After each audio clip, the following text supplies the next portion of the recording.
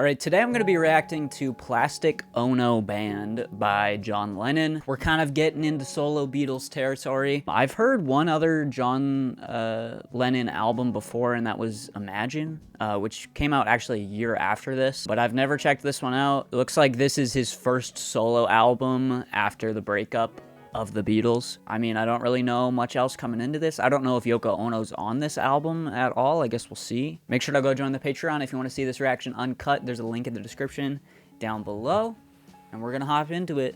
First track is Mother. I have a spooky start here. Oh, it scared me. Oh, so much space to this mix right now. I love how he's just letting things breathe here. Just these piano chords, but then just holding them, letting the drums kind of carry the track.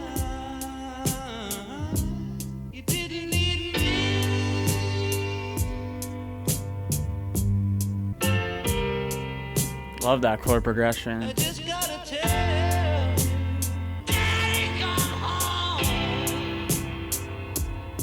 Man, this feels so pained.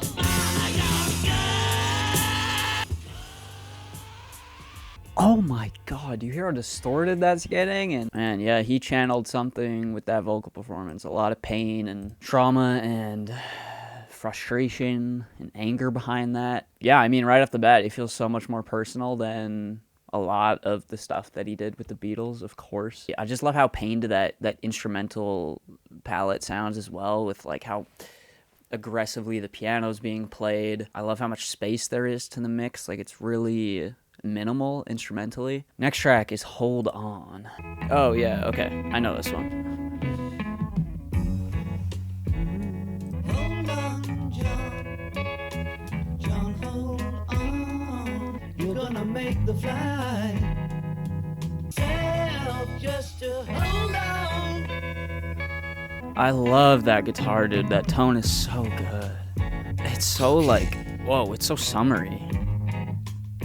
When you're warm, really warm, no, hold on.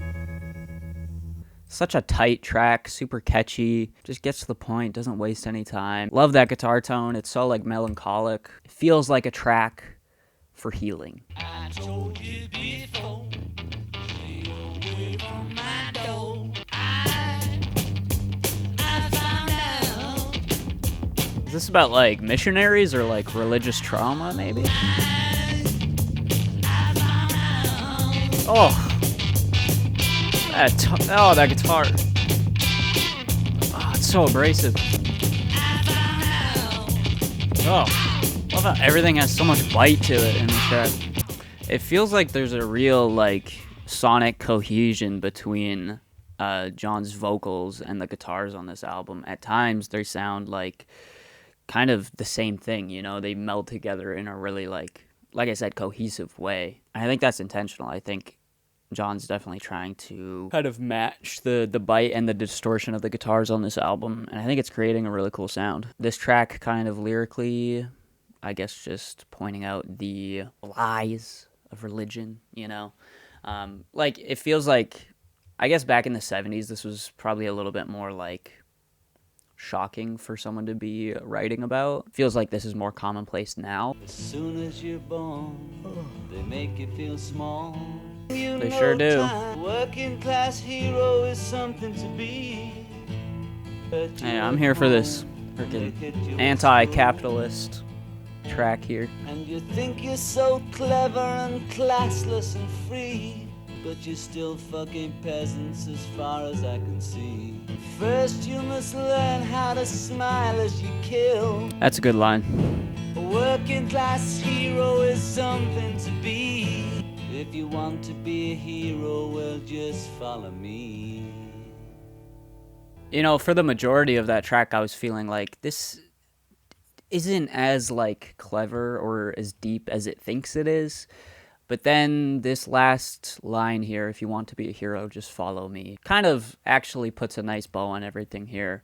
Kind of being ironic in a way, like John saying that people who look at him as a hero, even he shouldn't be looked at as a hero, you know, because even he still has things that he struggles with, you know. That paints this entire track in a different picture and actually makes it come across as a little bit more likable for me. I will say this album's a lot more, I mean, I kind of expected this. It's a lot more in its own head, a lot more personal, a lot more internal. Yeah, I feel like John's stuff with the Beatles, like it sometimes was like that, but this album, just the context of it being a solo album just lends itself to that kind of writing. And yeah, I think at points here it's not as interesting as I think it's trying to be, but I don't know. For the most part, I'm still enjoying it. So let's keep going. Isolation is next.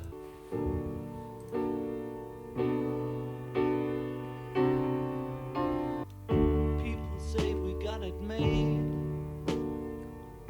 Don't they know we're so afraid? Don't you just love like the subtle like white noise and like room noise you hear in old recordings? Like it's so warm and real and authentic. I don't know. Ooh, really nice atmosphere to this.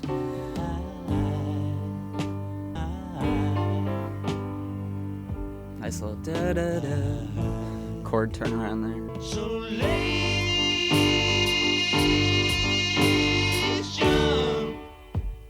I don't expect Woo! Nice doubled vocals. to understand. You're not I love sitting with these two chords here.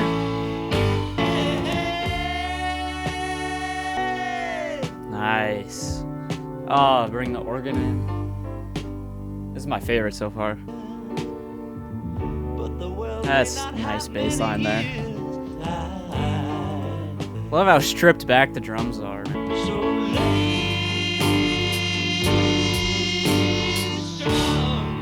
That was good. That's my favorite so far. I feel like you feel the atmosphere of that track right away. Love how slow that track is and how, like, just deliberate the performance is. Love the doubled vocals that come in. Really cool vocal production on that track.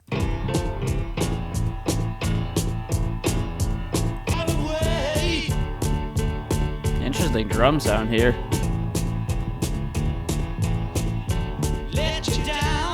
I don't know. I'm really not feeling the groove here. Feels very robotic and kind of stiff. Just whoever's playing the piano, just, I don't know. It feels so robotic.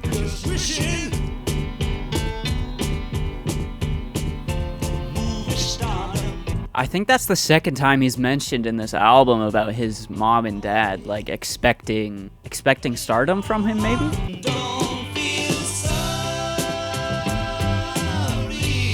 Okay, I feel like this is one of those tracks that you either love it or you hate it, and I don't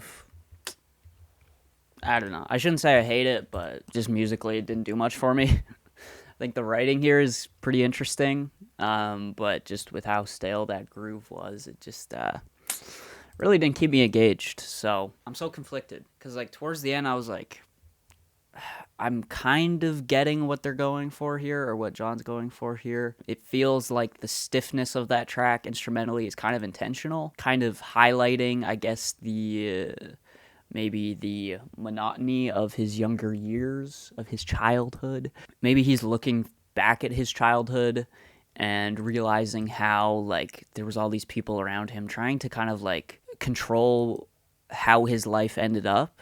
And maybe that control is coming through in like I said, how stiff the instrumental feels and how calculated it feels. So as I'm talking through it now, like, it's starting to make a bit more sense to me what John's going for on this track here. But still, in terms of just like a first listen, it just didn't really engage me that much musically. So I don't know, that might grow on me with future listens, but for now, I didn't love it.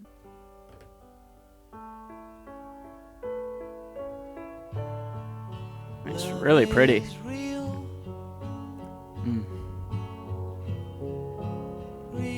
is love, love is wanting. Oh, man. Love how intimate the vocals are here. It's like simultaneously intimate, but it's also not like super closely mic'd, you know? Really cool effect.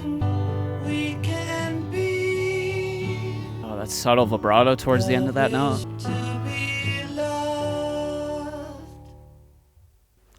just love how, like, he's just highlighting how, like, simple love can be, you know? Feels like that track isn't in its own head. It's not trying to be too smart or witty. It's just like what I feel like John did really well in a lot of the Beatles stuff was just writing about universal themes in a really like simplistic way that really just boils that theme down to like its essence, you know, and what really makes it special. Sometimes saying something in the simplest way is the best way.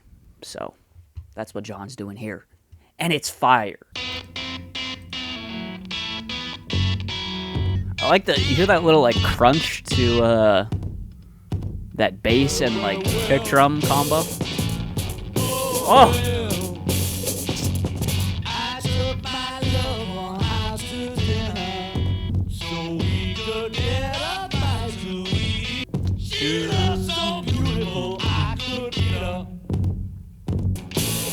Nice. I like that we're getting some humor on this track, or on this album now. Oh, well. Oh. Well, well, well.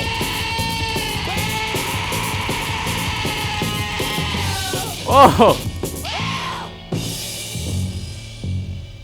Oh, we still got 2 minutes. Okay.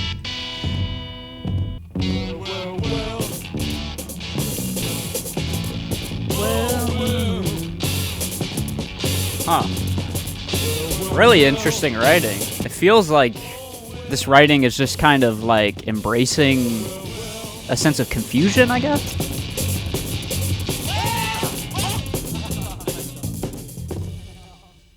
Really interesting track, like structurally too. It's just like, it kind of just repeats. You know, it's like this, what is it? It's 2 verses and then it's chorus, verse, and then this well, well, well for like a really long time.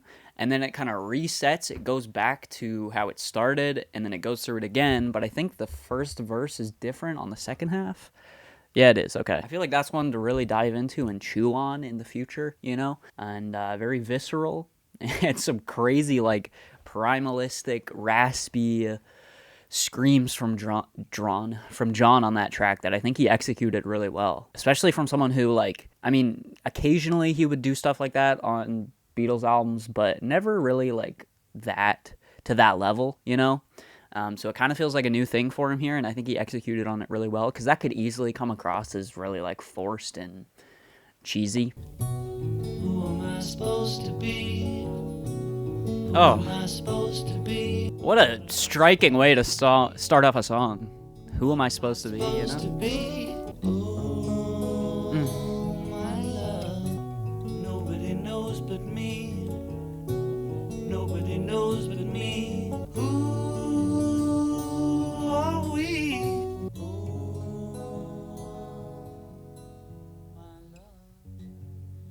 Really, like, just personal confessional writing here. I don't know, in my mind I just see like just him on stage with a guitar, just like a single light pointed at him, and it's just like almost this like sense of wanting to be seen in like your truest form, but also there's that cloudiness of like, what am I supposed to be, you know? So he can't like fully be seen as who he truly is, you know?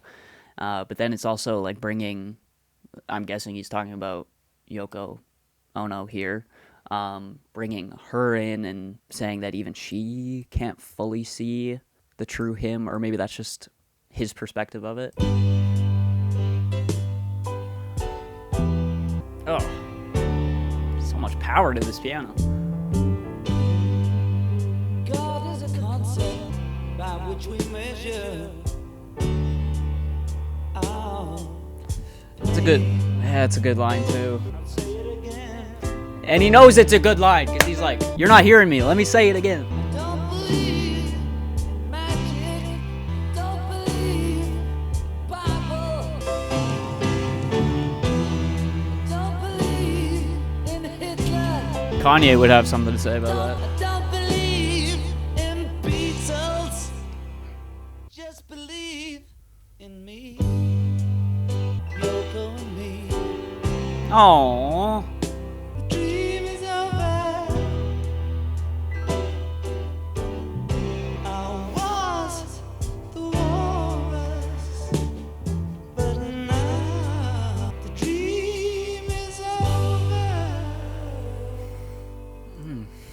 I mean, yeah, that must have been crazy to hear. Like back in 1970, back when this first came out.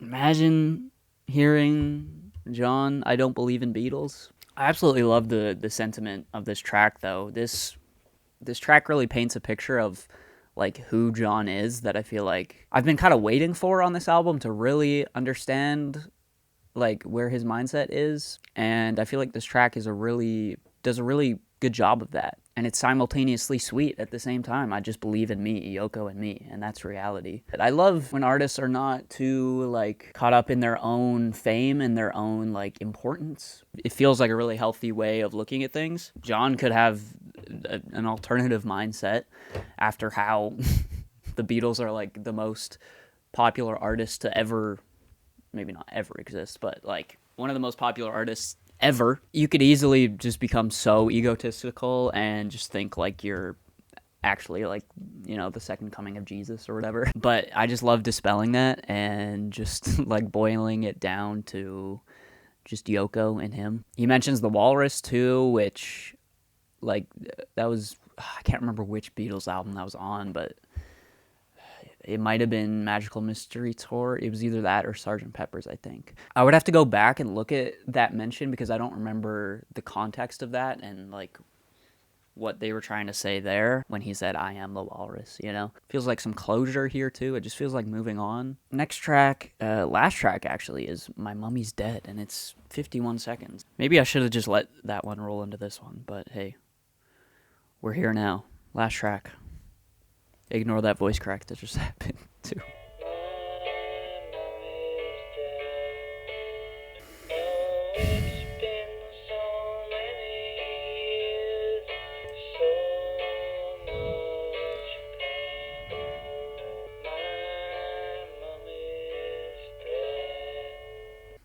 Oh, okay. Heartbreaking little tune here to end things off. Wow. I'm like, my thoughts are so jumbled right now on this album. I'm trying to like organize them. So I guess we'll start off with, yeah, like so much more personal and intimate than stuff on Beatles albums, of course. I mean, I was kind of expecting that coming in. I love the occasional moments of like just pure rasp and pain and like just those like kind of screamed vocals from John. There's moments here where I feel like it's a little bit, it thinks it's more, not groundbreaking, but it thinks it's like saying something deeper than I feel like it actually is sometimes.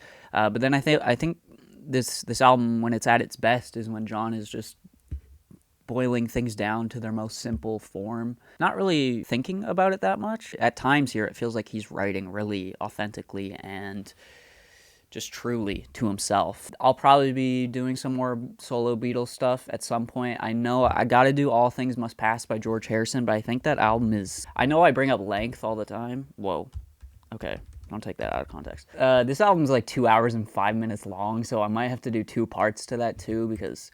Yes, technically I could react to this album in one sitting, but that would turn into like probably a 3.5 or maybe 4 hour recording, and I don't know if I can be on for that long, you know. So I might have to split that into 2. We'll see. But I do intend to do some more solo Beatles albums at some point, and maybe go back to their earlier stuff. We'll see. Yeah, that's gonna do it. Those are my thoughts on John Lennon's Plastic Ono Band. Let me know any context you have down below or any insights you want to give. Check out the Patreon. You can see this reaction as well as all the other previous Beatles reactions uncut on there, and I'll see you guys in the next one. Peace out.